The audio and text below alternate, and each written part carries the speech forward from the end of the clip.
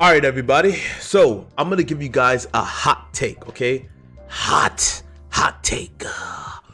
On my opinion on the new recent transformation of Goku based upon Dragon Ball Daima, right?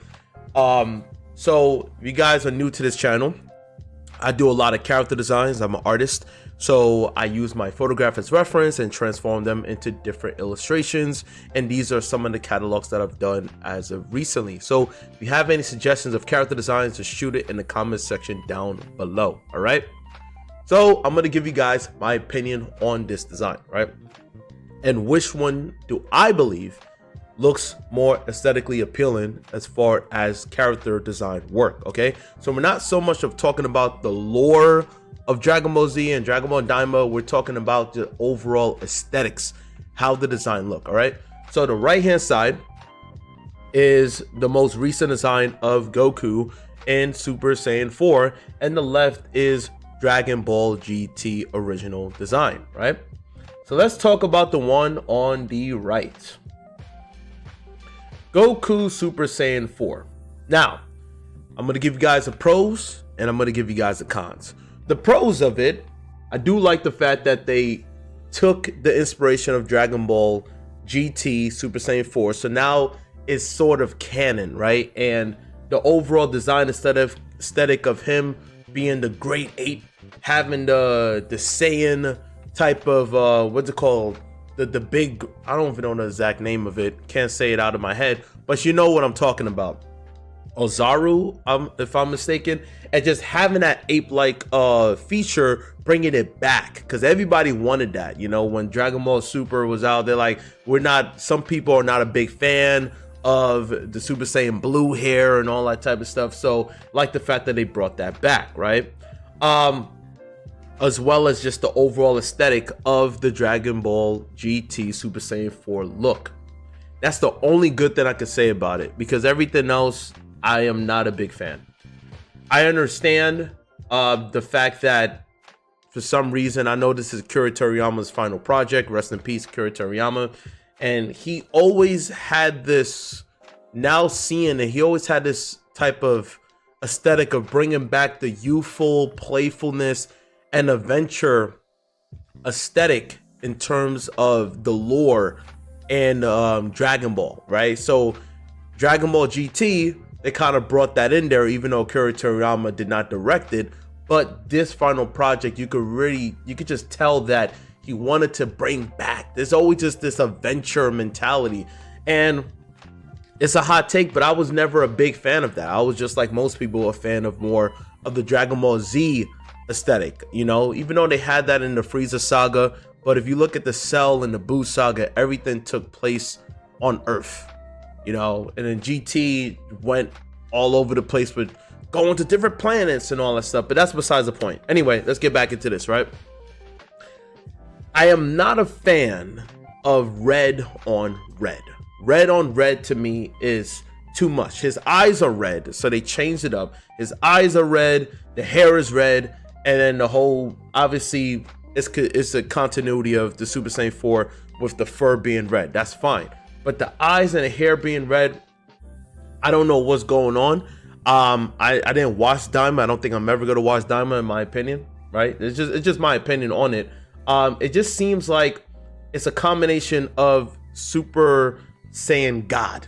That's what it looks like to me. It looks like more like a Super Saiyan God with the combination of that and Super Saiyan 4, and also since he got younger, this is what you get here. But then also they made his hands bigger to represent more of like the monkey structure of it, which to me, I guess a lot of people like that as an added touch, but in my opinion, I don't think it's really necessary. I don't think it's necessary that he has to be young.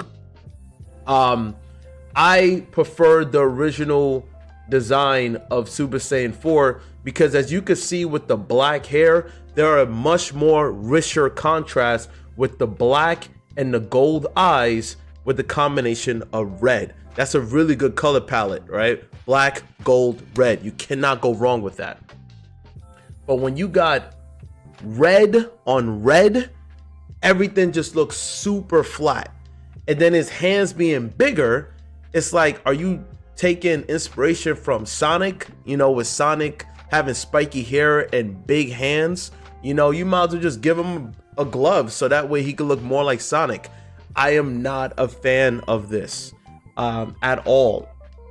Maybe because when I associate power and strength, I associate that with a masculine adult figure as opposed to a kid, you know. It just looks off to me, a kid with muscles, you know. I understand Goku is not a kid. They wished him to be a kid, just like what they did with Dragon Ball GT, right? But at least with Dragon Ball GT, they made him an adult when he turned Super Saiyan 4. So this worked with trying to, you know, appeal to both sides, which is the ones who like when Goku was a kid, who are fans of Dragon Ball, and then the ones who prefer him to be an adult, which is Dragon Ball Z. So GT tried to pander towards both parties. Again, me personally, this is a way cooler design. In fact, I look at the best analogy I could give of Dragon Ball GT, because a lot of people don't like GT, right? Think of it like you go into a hole in a wall takeout spot. Everything is just so, it's like dirty. The whole aesthetic, the environment is like, why are we even here, right? However, the food, that one glimmer, which is one of their signature cuisines, is so good that it kind of makes you still want to go there. So in other words, with Dragon Ball GT, it's like, it's a whole lot of gunk, like so many fillers. It's just things you don't want to even want to involve yourself with.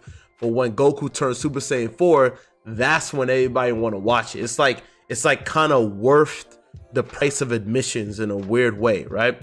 So that's how I look at Super Saiyan 4. It's by far, bar none, the best transformation, period. Better than Super Saiyan 3, better than Super Saiyan God, better than Ultra Instinct, better than Super Saiyan God, Super Saiyan of a Super Saiyan of a Super Saiyan. This is still the best, and it stands out the most. Why? Because now he went back to looking like a great ape, but then he also got black hair rather than golden hair, right? And then what comes to second place to me is, of course, Goku Ultra Instinct, right? But anyway, we're not talking about Ultra Instinct. We're talking about these two. So looking at this again, it's just strange to me. Even when I saw Vegeta turn Super Saiyan 3, it just looks like things are backwards. I don't like the lore of making them kids. I know some people like it. I think of it like this, right? I wouldn't mind if it's something like Gotenks, because they're all Gotenks and Trunks, like they're kids, right? So it makes sense. But when you follow the characters as they get older and bigger, then they shrink because of a witch, and then they become smaller. Even when I saw Dragon Ball GT when I was a kid, it just took me out of it, because as human beings, we're used to having more of a linear perspective of following the characters as they grow up. So it kind of defeats the purpose in a way, kind of throws you off when the character gets younger. The only way that we can overlook that for some weird reason is when the character becomes an old man and he can barely move, and then something happens where they get back into their adult prime. So we're fine with elderly to adult, but a lot of us are not okay with an adult turning into a little kid. It's just doesn't work. Maybe I'm just me. Maybe it's just me. Maybe I represent myself. I speak for myself. I'm just not a fan of that. I never was, and I never will be. So to see a transformation like this, I think it would have been better if they made him an adult like what they did with GT, and just kept it. Look, if it ain't broke, don't fix it. At least have his eyes be yellow. Some color block. You need to have a color block for a contrast. If the eyes are red, the hair is red, the fur is red, everything's red, then nothing is really popping out. Nothing, right? But by making the eyes yellow, now your eyes, no pun intended, is like looking at that particular section. You know, that's how it is when it comes on to character design, especially when you're working with colors. You want to have certain colors to pop out in contrast. So seeing this is a way better representation. The character design is phenomenal. The yellow is popping out, and it creates a good color composition with the red around his eyes. And then the black, the jet black, makes it everything just work in harmony. So yeah, overall, this design, it gets a thumbs down. I don't like it. Now, what do you guys think? Let me know down below, okay? And like I said, I do a lot of different character designs, right? So show your suggestions, throw your suggestions down below, all right? And again, let me know if you guys agree or disagree with me. And that's pretty much it for the video. I'll see you guys in the next one. Bye-bye.